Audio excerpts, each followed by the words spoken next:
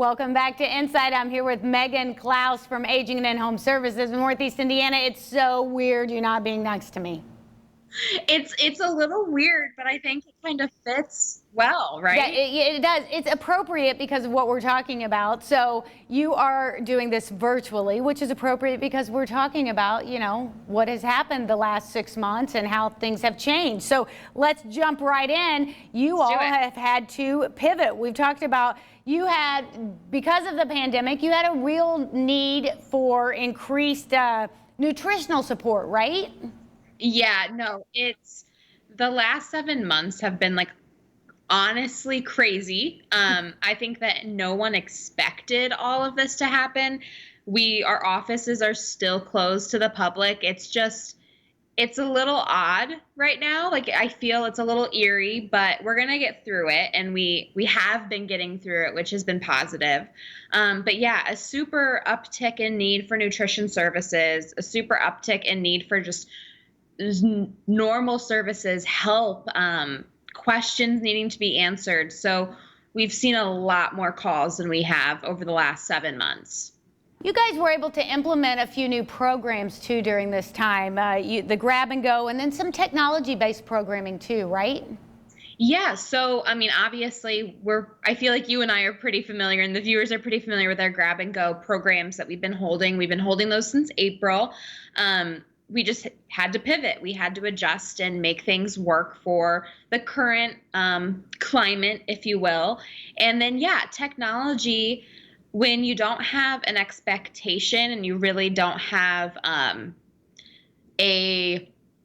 what do you call a plan, I guess, right, is the word you could use.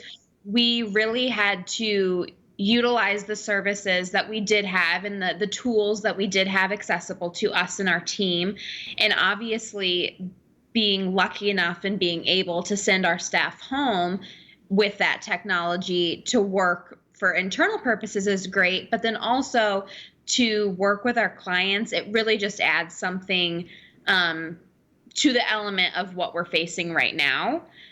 The first technology, I guess this really all started back in March, which seems like an eternity ago right now, when we were kind of faced with the remote working, the remote operations, if you will. We had to address the needs of the super vulnerable clients that we do serve. We've talked about it. We're the premier resource for older adults, people with disabilities, and their caregivers.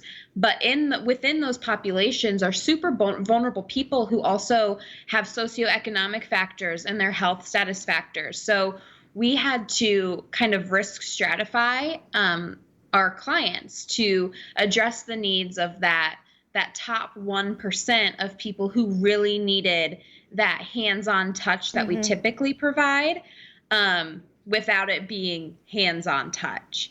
So we were able to kind of pivot. I love that word. I don't know when we started using it, but I love it.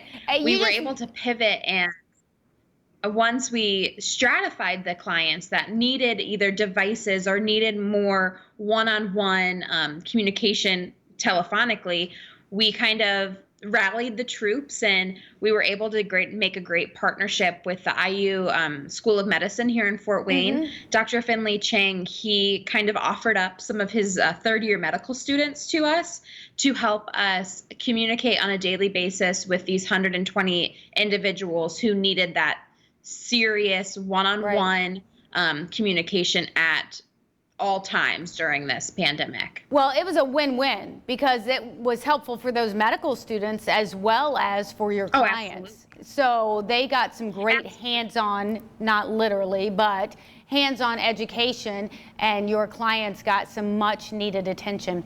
I'm convinced you love the word pivot because it takes us back to our Friends days. We've talked about that before. It's the couch scene. I think that's it. I think you're right. That's it.